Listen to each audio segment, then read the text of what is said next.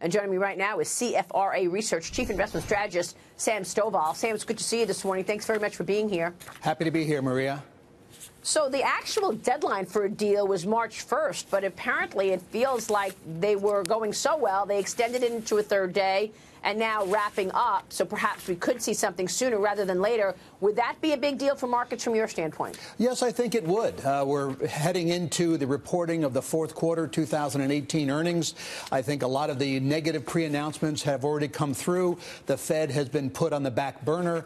So now the question is what's going to happen with trade? Because I think that the reset in share prices, the S&P almost falling 20%, was a result of investors worrying that maybe we are headed for some sort of a global economic slowdown, if not recession. All right, so let's talk earnings, Sam, because you've got the banks coming out first, coming up in the next couple of weeks. What are you expecting from fourth quarter earnings, and how might that play out for markets? Well, I think that investors have been a little bit worried about the financial sector. They've been worried about banks in particular, because with a narrowing yield curve, that does not help out the interest income that typically is garnered by the banks.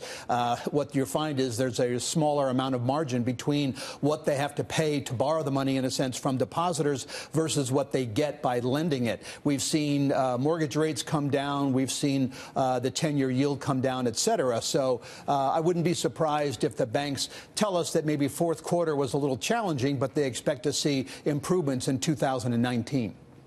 Yeah, but Mitch Rochelle is with you there in New York. And, Mitch, you mentioned something important earlier, and that was the guidance. Now, I've got a J.P. Morgan report in front of me that says that loan growth is expected to be up 7% for the banks in the fourth quarter. But what are we going to hear in terms of guidance? What are you expecting to be most prominent from this fourth quarter, Mitch? And I think loan growth is really important. On one hand, we worry that the consumer has too much debt on their balance sheet. But on the other hand, we want loans to be made to businesses so businesses can invest and grow. So I think there's two little messages that could come from loan growth that are going to be important for the economy in 2019 and beyond. So what about that, Sam? What are you expecting in terms of guidance from the fourth quarter? Not just the banks, but overall fourth quarter earnings. Guidance is always more important than what we saw in the rearview mirror. So tell us what your expectations are for earnings growth and for guidance. Well, I think that the real question is, are we going to get the earnings picture that is looked at right now, meaning about a 12.7% gain?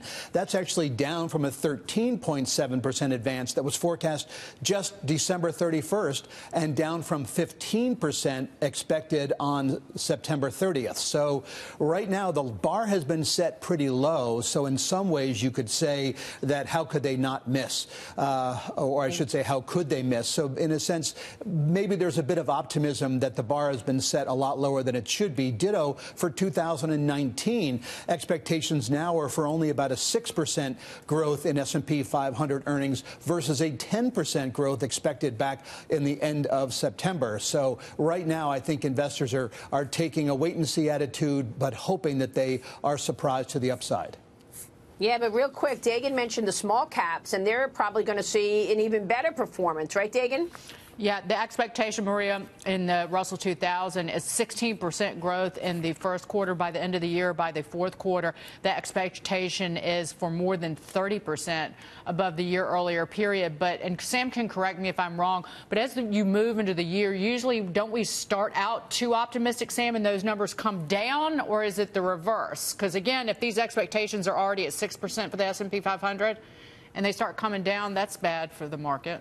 Yeah, you're absolutely right, Dagan. But a point that you brought up in an earlier segment was that small caps are undervalued relative to their normal relationship with large caps. They normally trade at a 23% PE premium to large caps. Today, they're only at a 3% premium. Wow. All right. We will leave it there. Sam, it's great to see you this morning. Thanks so much. My pleasure.